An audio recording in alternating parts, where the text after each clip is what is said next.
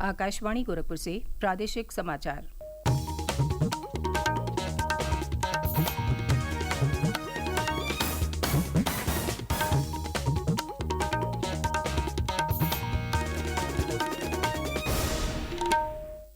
नमस्कार। समाचार बुलेटिन के साथ मैं सुकीर्ति अस्थाना। पहले मुख्य समाचार। लोकसभा चुनाव के अंतिम चरण के लिए प्रदेश में प्रचार तेज। प्रधानमंत्री और भाजपा के वरिष्ठ नेता नरेंद्र मोदी ने मिर्जापुर, घोसी और बांसगांव संसदीय क्षेत्रों में की जनसभा। बलिया में हुई सपा प्रमुख अखिलेश यादव की रैली। अयोध्या के श्री राम जन्मभूमि परिसर स्थित कुबेर टीले पर लगाए जाएंगे रामायण कालीन पौधे। राष्ट्रीय वनस्पति अनुसंधान संस्थान के शोध के बाद उद्यान विभाग ने की तैयारी। पुलिस भर्ती परीक्षा में धांधली कराने वाले गिरोह के 2 अभियुक्त गिरफ्तार। दोनों पर घोषित था 25-25 हजार रुपए का इनाम। और प्रदेश में लू और तेज गर्मी का सिलसिला जारी। कई जिलों में तापमान 42 डिग्री से ऊपर।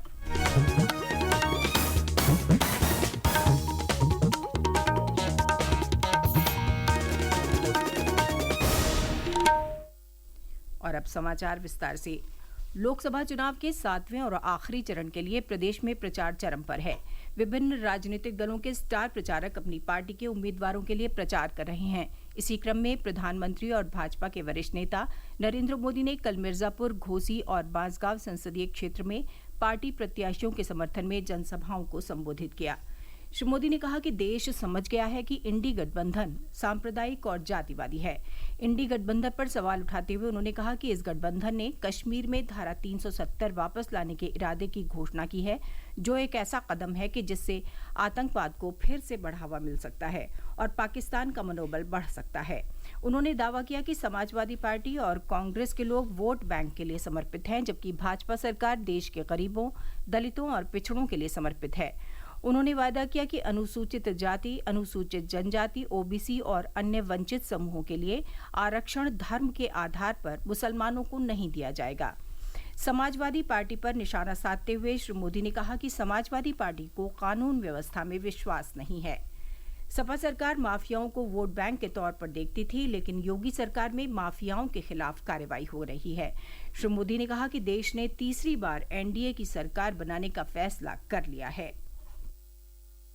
भारत ने तीसरी बार मोदी सरकार बनाने का मन क्यों बनाया? इसका सीधा सीधा कारण है नेक नियत, नेक नीतियां और नेशन फर्स्ट, मेरा देश सबसे ऊपर, राष्ट्र निष्ठा। इसलिए देश ने तय किया कि मजबूत देश के लिए प्रधानमंत्री भी मजबूत होना चाहिए, तभी एनडीए को इतना भारी जनादेश मिल रहा है।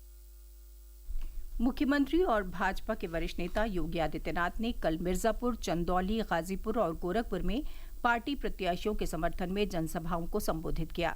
श्री योगी ने कहा कि यह हमारा सौभाग्य है कि हम प्रधानमंत्री नरेंद्र मोदी के नेतृत्व में नया भारत देख रहे हैं, जो वैश्विक शक्ति बनने की ओर अग्रसर है। बीते 10 वर्षों में देश की सीमाएं सुरक्षित हुई हैं। मध्य प्रदेश के मुख्यमंत्री मोहन यादव ने कल वाराणसी में एक सभा को संबोधित करते हुए कहा कि कांग्रेस और समाजवादी पार्टी पिछड़ों के आरक्षण में सेंधमारी की कोशिश कर रही है। उधर समाजवादी पार्टी प्रमुख अखिलेश यादव ने कल सलेमपुर और बलिया में राजनीतिक सभाओं को संबोधित किया। सपा प्रमुख ने कहा कि आज लोग बढ़ती महंगाई और बेरोजगारी से परेशान हैं। भाजपा का किसानों की आय दोगुनी करने का वायदा झूठा साबित हुआ है। उन्होंने वायदा किया कि इंडिया गठबंधन सत्ता में आने के बाद सभी किसानों का कर्ज माफ करेगा। इंडिया गठबंधन समाजवादी पार्टी ने तय किया है कि जिस तरीके से बीजेपी ने बड़े बड़े उद्योगपति, बड़े बड़े कारोबारियों को जो कर्ज माफ किया है, अभी तक 25 लाख करोड़ से ज्यादा कर्ज माफ कर चुके हैं। हम अपने किसान भाइयों को, गरीब भाइयों को भरोसा दिला के जा रहे हैं, इंडिया गठबंधन की 4 जून के बाद सरकार बनेगी, हमारे किसानों का कर्ज माफ होगा। न केवल कर्ज माफ होगा, उसके साथ साथ हमारे किसानों की फसल और पैदावार के लिए भी कानूनी अधिकार एमएसपी का खरीदने का, बनाने का काम करेंगे। अखिल भारतीय कांग्रेस कमेटी के मीडिया चेयरमैन पवन खेड़ा ने कल वाराणसी में एक प्रेस वार्ता में कहा कि देश में बदलाव की एक हवा चल रही है। उन्होंने प्रधानमंत्री नरेंद्र मोदी पर किसानों के साथ अन्याय करने का आरोप लगाया। 7वें चरण के चुनाव में प्रदेश के 13 संसदीय क्षेत्रों महाराजगंज, गोरखपुर, कुशीनगर, देवरिया, बांसगांव, घोसी, सलेमपुर, बलिया, गाजीपुर, चंदौली, वाराणसी, मिर्जापुर और रॉबर्ट्सगंज में 1 जून को मतदान होगा। अयोध्या के श्री राम जन्मभूमि परिसर स्थित कुबेर टीले पर उद्यान विभाग रामायण कालीन पौधे लगाएगा। राम मंदिर निर्माण समिति के अध्यक्ष नृपेंद्र मिश्र ने यह जानकारी देते हुए बताया कि रामायण में जिन पौधों का उल्लेख है उस पर राष्ट्रीय वनस्पति अनुसंधान संस्थान लखनऊ शोध कर चुका है। रामायण में उल्लेख किए गए 150 पौधों में से कुछ का चयन करके उन्हें लगाया जाएगा। कल राम मंदिर निर्माण समिति की बैठक में शामिल होने पहुंचे निर्माण समिति के अध्यक्ष नृपेंद्र मिश्र ने बताया कि प्रयास किया जा रहा है कि राम मंदिर के साथ साथ परिसर में बन रहे अन्य मंदिरों का काम जल्दी पूरा हो जाए।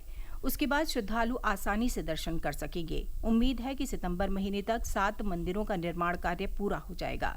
उन्होंने कहा कि शेषावतार मंदिर भी जल्दी बनकर पूरा हो जाएगा। कुबेर टीले का कार्य लगभग पूरा हो गया है। प्रादेशिक समाचार आप आकाशवाणी गोरखपुर से सुन रहे हैं।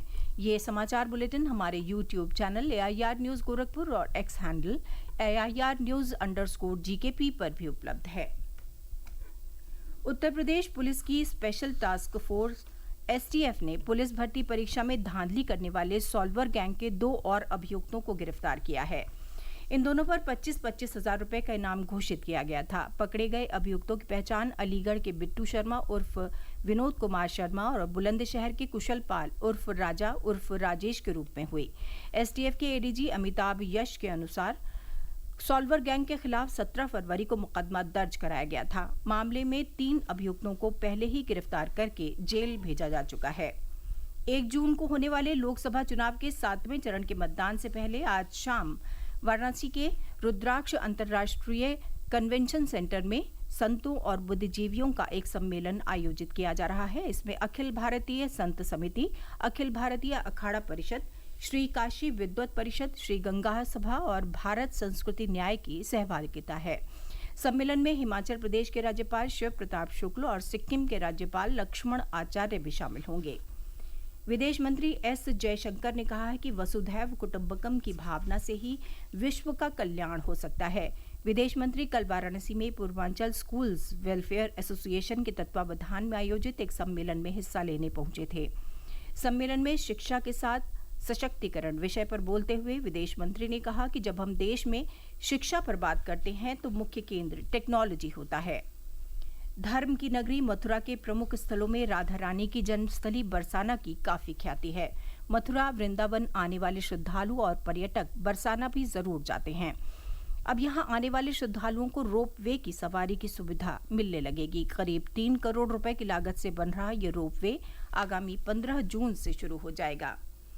प्रदेश में लू और तेज गर्मी का सिलसिला लगातार बना हुआ है। अधिकतर जिलों में तापमान 42 डिग्री सेल्सियस से ऊपर बना हुआ है। कल आगरा में सर्वाधिक 45.2 डिग्री सेल्सियस तापमान दर्ज किया गया। गोरखपुर में दिन का तापमान जहां लगातार 40 डिग्री से ऊपर बना हुआ है तो वहीं एक दिन पहले रात का न्यूनतम तापमान 30 डिग्री से अधिक रिकॉर्ड किया गया। ये 39 साल का सर्वाधिक न्यूनतम तापमान है। इस बीच मौसम विभाग ने अगले 2 दिनों के लिए पश्चिमी उत्तर प्रदेश सहित पूर्वी उत्तर प्रदेश के कुछ स्थानों के लिए लू का रेड अलर्ट जारी किया है। मौसम विभाग के अनुसार गाजियाबाद, गौतम बुद्ध नगर, अलीगढ़, मथुरा, हाथरस, आगरा, फिरोजाबाद, इटावा, जालौन, हमीरपुर और झांसी सहित आसपास के इलाकों में लू चलने की आशंका है। विभाग का पूर्वानुमान है कि अगले 3 दिनों में तापमान में 2 से 3 डिग्री की बढ़ोतरी हो सकती है।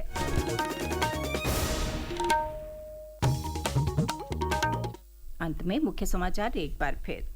लोकसभा चुनाव के अंतिम चरण के लिए प्रदेश में प्रचार तेज। प्रधानमंत्री और भाजपा के वरिष्ठ नेता नरेंद्र मोदी ने मिर्जापुर, घोसी और बांसगांव संसदीय क्षेत्रों में की जनसभा। बलिया में हुई सपा प्रमुख अखिलेश यादव की रैली। अयोध्या के श्री राम जन्मभूमि परिसर स्थित कुबेर टीले पर लगाए जाएंगे रामायण कालीन पौधे। राष्ट्रीय वनस्पति अनुसंधान संस्थान के शोध के बाद उद्यान विभाग ने की तैयारी। पुलिस भर्ती परीक्षा में धांधली कराने वाले गिरोह के 2 अभियुक्त गिरफ्तार। दोनों पर घोषित था 25-25 हजार रुपए का इनाम। और प्रदेश में लू और तेज गर्मी का सिलसिला जारी। कई जिलों में तापमान 42 डिग्री से ऊपर। इसके साथ ही समाचार बुलेटिन समाप्त हुआ। नमस्कार।